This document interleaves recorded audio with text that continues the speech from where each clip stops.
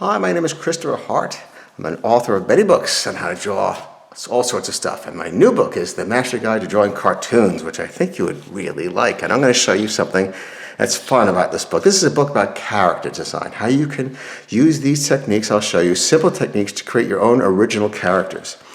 And there's something you can do with the features of the face to create new characters. I don't just mean that it'll stand out. You have a funny eyes or funny this. I mean, they actually become part of the structure of the character. So I'm going to show you one way to do that. Let's say we have a profile, okay? I'm going to start roughly. Here's the back of the head, going right into the neck.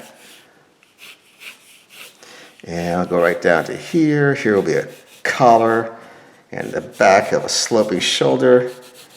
And like something like this. Okay, and it can be very messy. I know it can be messy. This is messy, so yours can be messy too. But that's fun. I like to find the lines I like in a flurry of attempts. All right, so here he is, and let's say we're going to make a fairly high eye line, so it means he's he's an adult. All right, so I'll give him a small-ish but round rather than oval or big and round eye. He's going to be staring this way, okay? So let's try that. And we'll bring a nice thick short eyebrow up so he's got a little expression already. And below the nose area, I will put the ear because I'm exaggerating things. The ear doesn't go this low, but it's kind of fun. So I'll have that in this character. And I'll bring it back even a little more. So it's a real sloping face. So what are we going to do to make him unique? Why don't we use, say, the nose for a structural element? So instead of just a funny nose, it's going to come down all the way from the forehead, like this.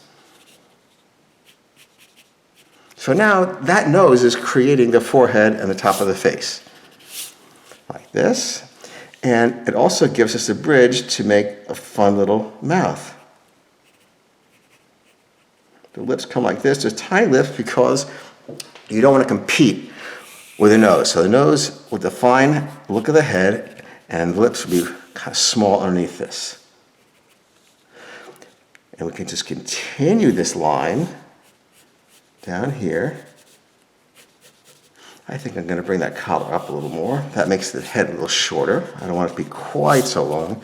And I'll give him a little goatee coming up like this.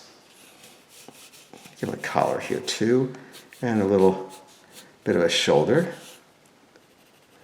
A little touch here to show that he's worried. He's worried about something. And now let's just follow the outline of the head down like this. Bring that line of hair right here, out in front. A little bit of casual hair like that, and bring it all the way back like this. And now what's happening is you're just really using the one feature. I'll bring this a little further back. One feature, which is the nose, to create the look of the character. It doesn't have to always be just the shape of the head. It's funny to do this kind of thing. I think it's fun. You get very creative. You can do it with the mouth. You can certainly do it with the eyes. I give it a little bit of hair sticking up like this, and maybe a little bit this way too. And so as you can see, that's a little like this guy. I make some changes, but very close to that guy. So I hope you will take a look at the book.